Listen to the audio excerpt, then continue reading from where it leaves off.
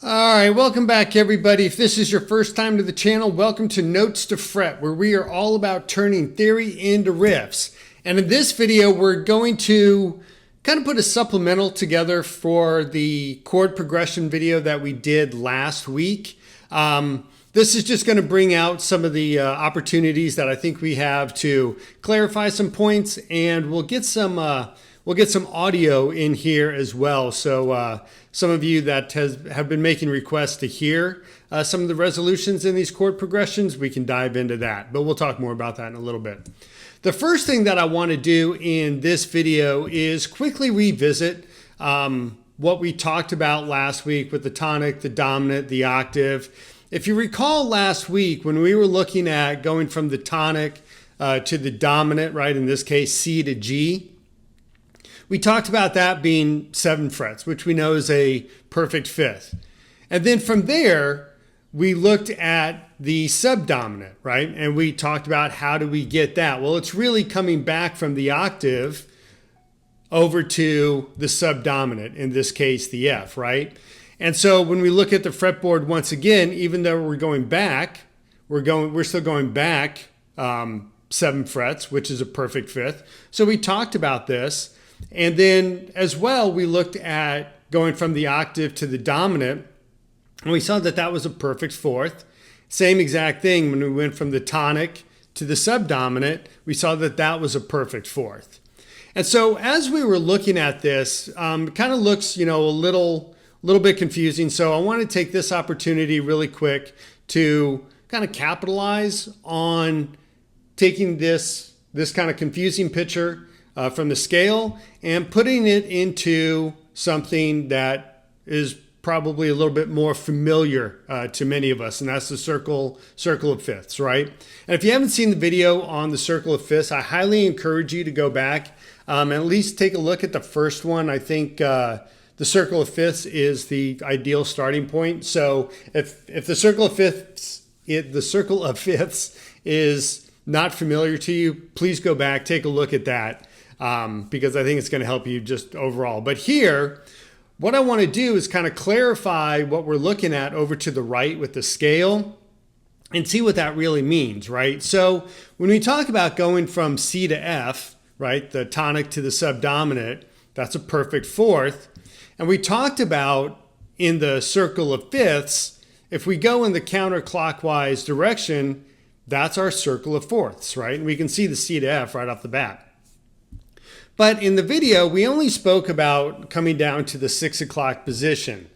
And what I want to make certain that, we clarify as well is if we continue in the counterclockwise position, that still is going to be the circle of fourths, right? It doesn't matter F sharp to B, B to E, so on and so forth, right? If we're going in the counterclockwise direction, it's the circle of fourths.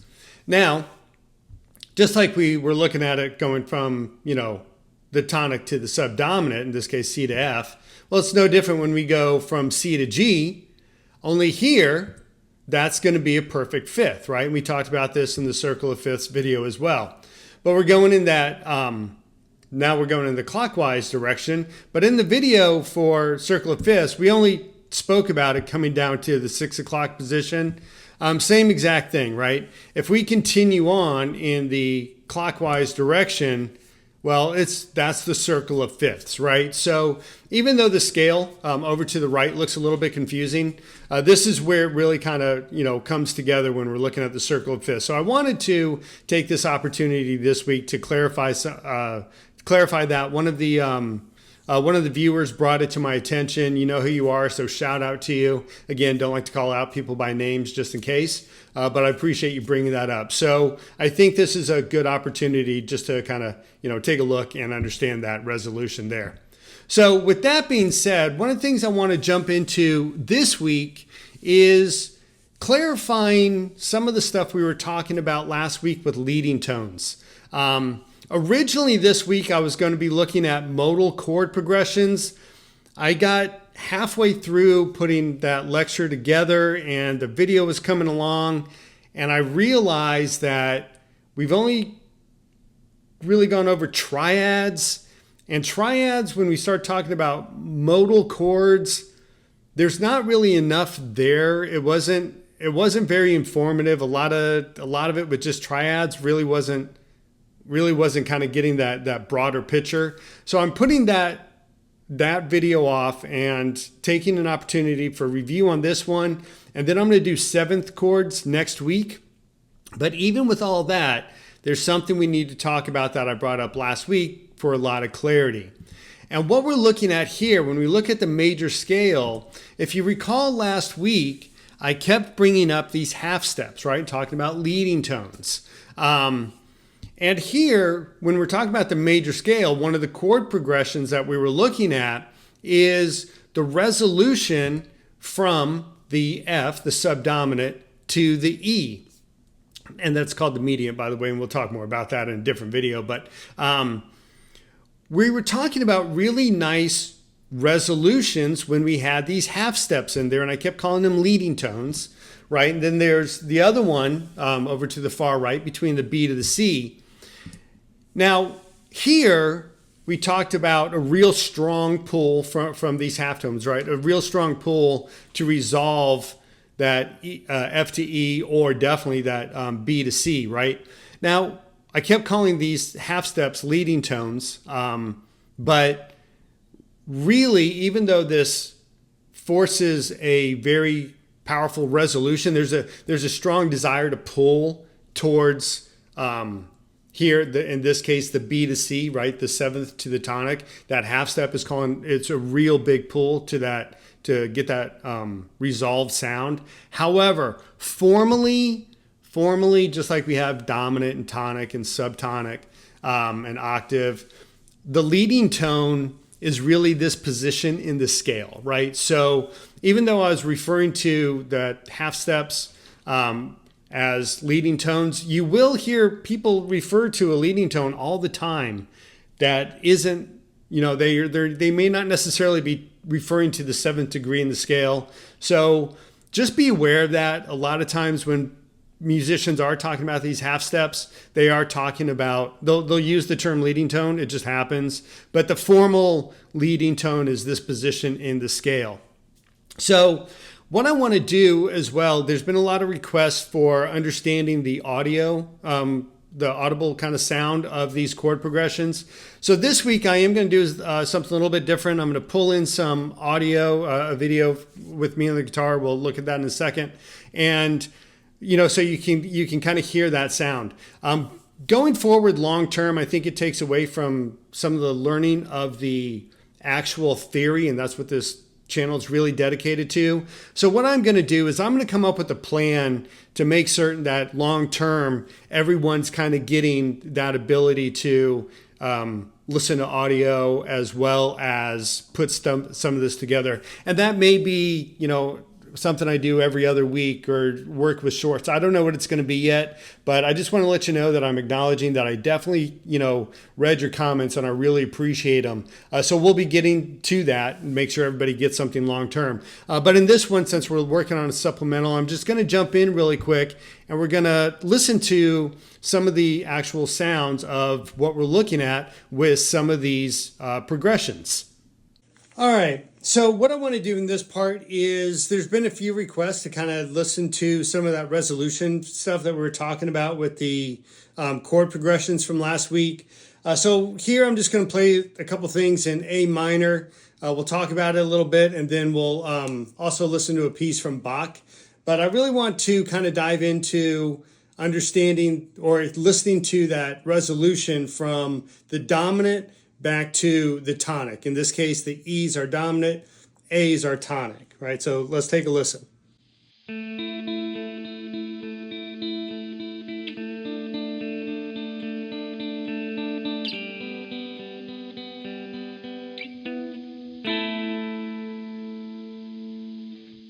Now here with that one, I want to play with the seventh a bit because we're going to start talking about the harmonic minor. So I was pretty far out here on G.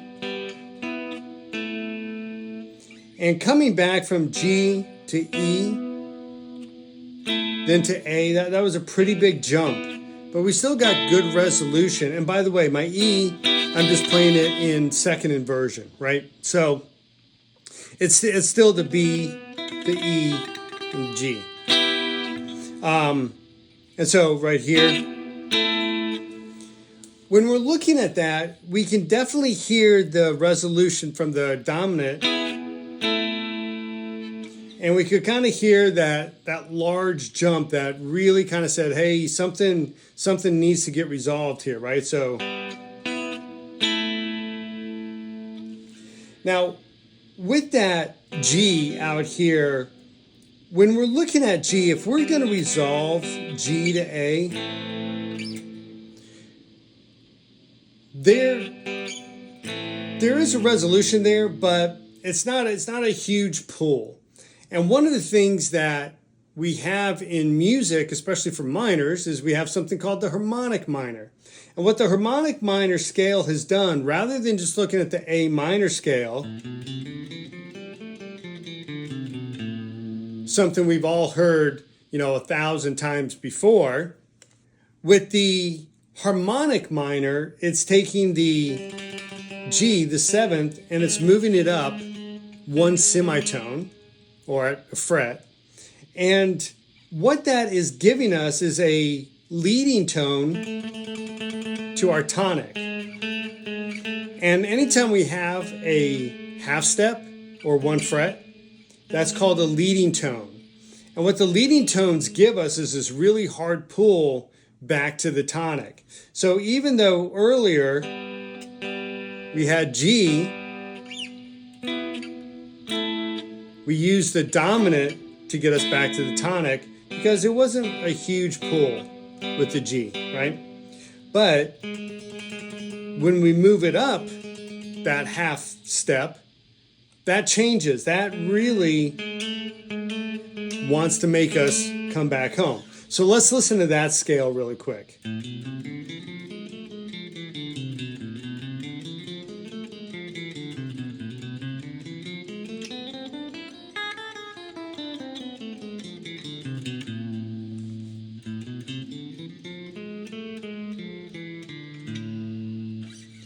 Right, it kind of has almost more of a Middle Eastern kind of flavor to it. But by doing that, we can really make that ear want to go from the seventh, right, directly back to our tonic. So I'm going to play that same piece again. I'm going to use the G sharp here. Then I'm going to go into the diminished in first inversion to get a bigger resolution. But we'll hear throughout this second go at it, there's going to be a lot of parts that are a lot more dissonant throughout.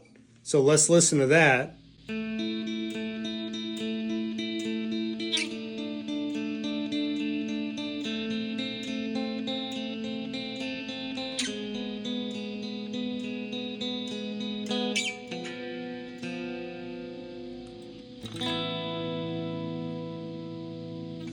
Okay, so when we listen to that, we still got some disturbing things there. Kind of let that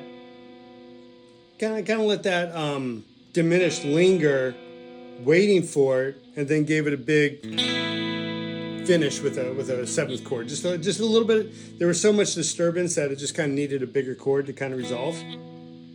But when we did the first one,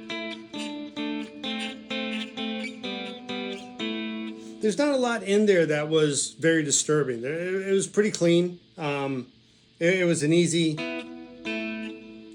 jump back from the dominant to the tonic. So that's what we're talking about when we talk about some of the chord progressions is, how disturbing do you want to get it?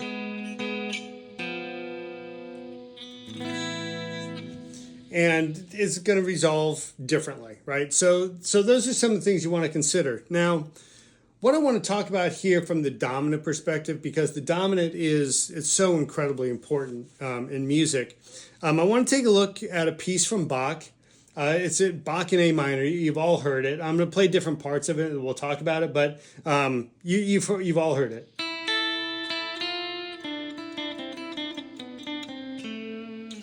Right? You've all heard that. So what I want to do is take a couple of different pieces and talk about it. So the first part that I want to take a look at is, you'll recognize this too.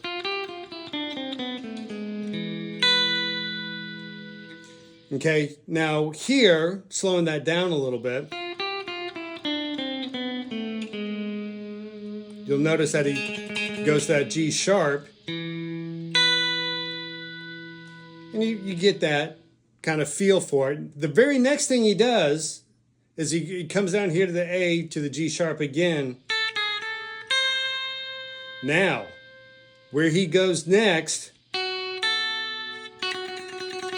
he hits this F sharp, right? So now from there, he starts to hit on this F sharp in this particular area of the piece, right?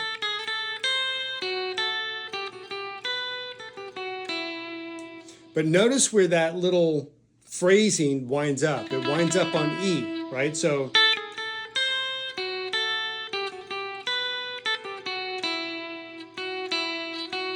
he goes from that F sharp to that E. Okay? So what he's done so far, he's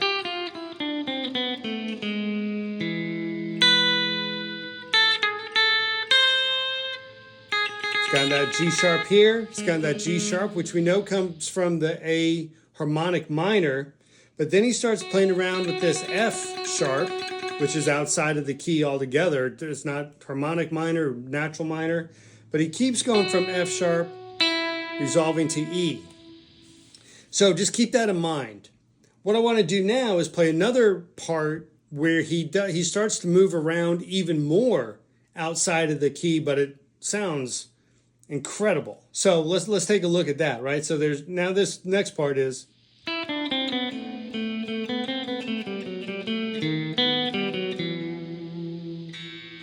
let's take a look at what he did there. Pretty simple, right? He's still just starting down here on the E.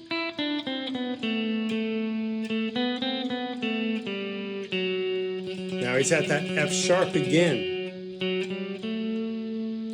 From here, he hits this D sharp, right? So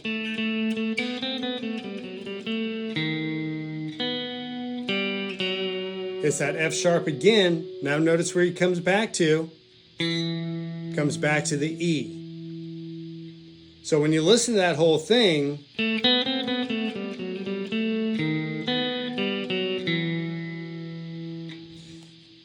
if we take that D sharp, that F sharp, and stay in the key of E minor, and we play that as a scale, this is what it's going to sound like.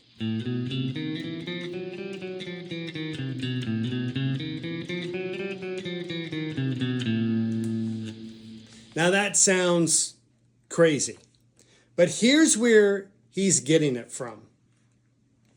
When we talk about the dominant in A minor, we're really just talking about E, right? So, and we were playing it down here. That's our dominant of A minor. It's E. Well, if we talk about the secondary dominants, and we'll talk more about this later, but I want to give you a kind of an overview of it. E is the dominant of A. Well, if we took that and we looked at the dominant of E itself, would be B, in this case B major, and B major does have that D sharp and that F sharp in it, and the way that you resolve a secondary dominant, you resolve it to its primary dominant, which in this case is E. And so therefore, everything that should sound completely out of key, but just keeps coming back beautifully, it's because he's using dominants, right? Now he's using secondary dominants, primary dominants, but that little, just that little part that we've played here is incredible. First off, it's incredibly beautiful, but it has that stability because Bach goes in there and really plays around with the dominant that way, right? And so that's why we always came back F sharp to E or F sharp to E.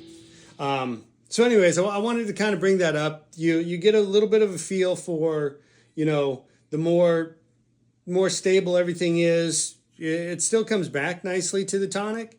Or the crazier it is, the more it needs to come back, right? So that's where you play around with these chord progressions. But with that being said, let's go ahead and jump back into the slides. Okay, so now that we've taken a look and heard the sounds of some of the leading tones and things along those lines, in the video for listening to Bach, we talked about this natural minor, or we talked about the harmonic minor. And if we're looking here at the natural minor, this is the Aeolian mode that you've seen a million times, right? Your typical minor scale. But what we have is not just the natural minor, right, which has that G, that seventh, as a whole step. It doesn't have that half step in there.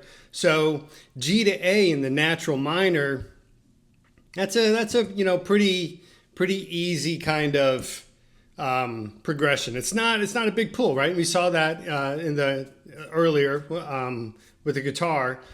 It's there, but it sounds pretty stable. It sounds pretty good. There's not this huge pull to it. And really what we have here is something called a subtonic, right? And just this movement, again, it's not this huge pull. But let's say that we wanted to use that pull like we saw with, what Bach was doing with it. In order to do that, we can use the harmonic minor.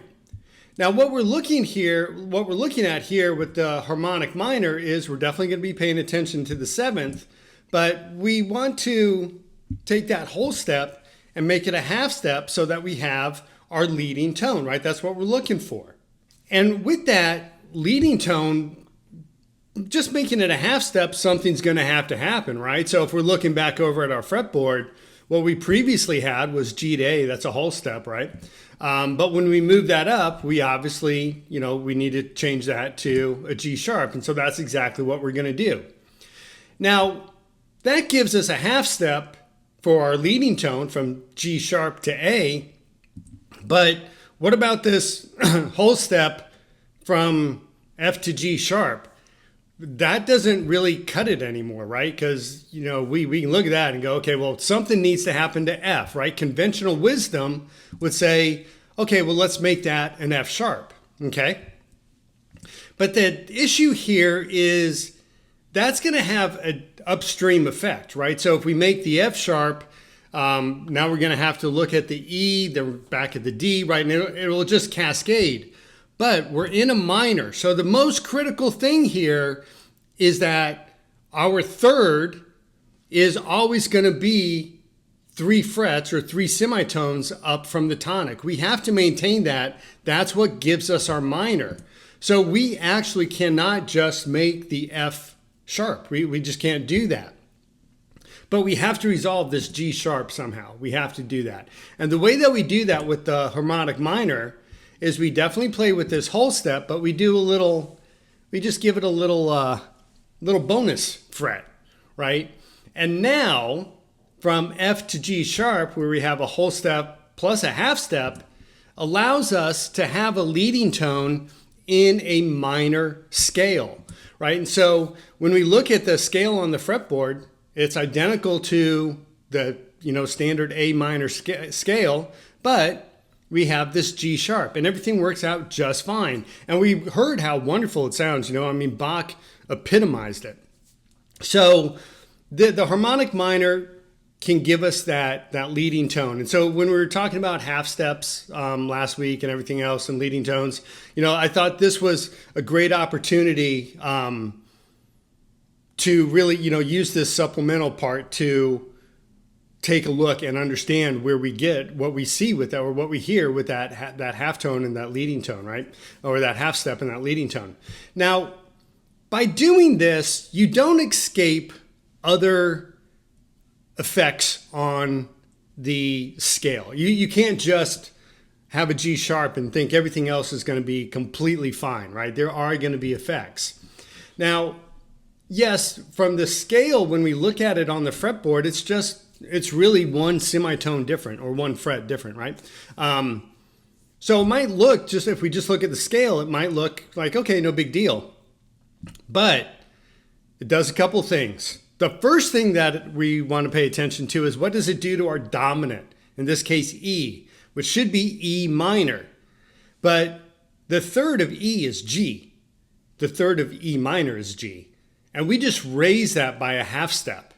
So what we've essentially done now, well, not essentially, we've actually done it, is our dominant in the minor key is now major.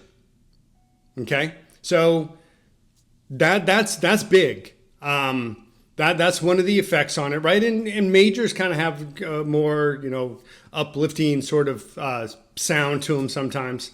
So, that could be one consequence to your music as well. And it could be a great consequence. As we heard with, Bach, he aced this thing, this whole, and he kept coming back to E in the harmonic minor, and it sounded wonderful, right? So I'm just letting you know the consequences of some of this stuff. I'm not saying they're good or bad. Another consequence, and this is a big one, is the seventh. It can't just simply be G sharp major.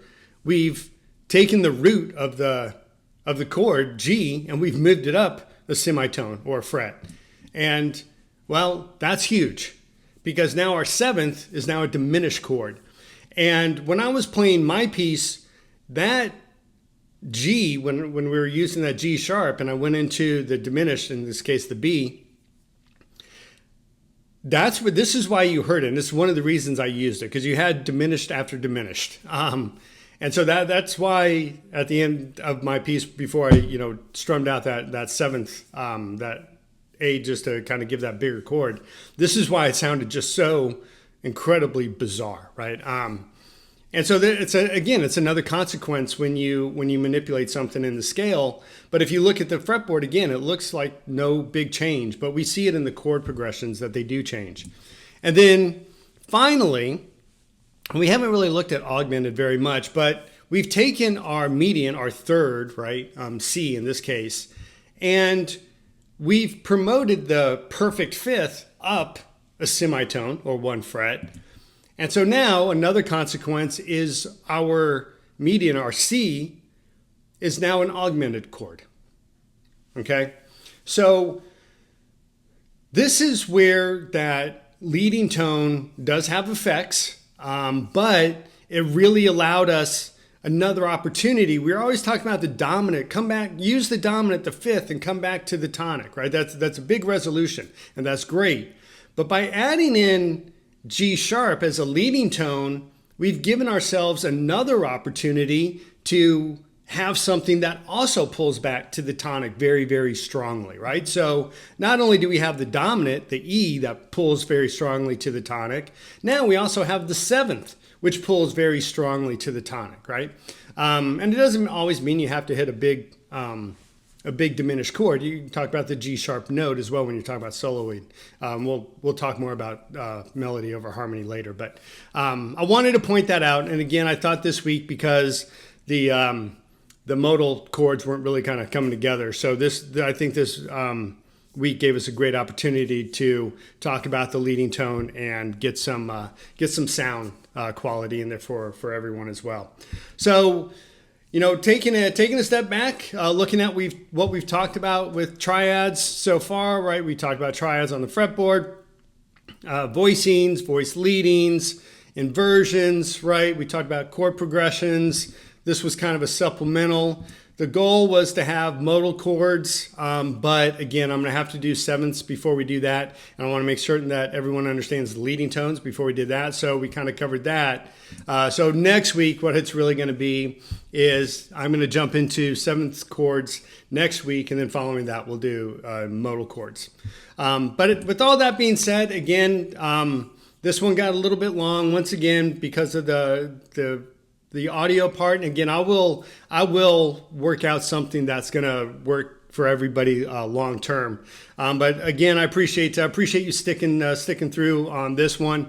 Let me know down in the comments if you have any questions about anything. Again, love having communications with everybody, and let me know if you like the video. Again, it's free, right? Let me know. It's a great motivator for me, and as always, and it's free as well. Smash that subscribe. Make sure that you get notified whenever new videos come up. But with all that being said, we will see you next week where we will start talking about our 7th chords. Take care, everybody.